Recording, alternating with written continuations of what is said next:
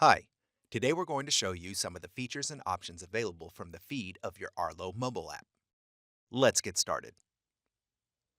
Open your Arlo mobile app. Select Feed. Here you will see all the motion recordings from your cameras and doorbells. They will have a timestamp indicating when the recording was made. When you tap on the video, it will play back to you with audio. From within that video, you can tap the icon in the upper right-hand corner to access more options, such as Favorite, which allows you to mark a recording as a favorite to easily be found later.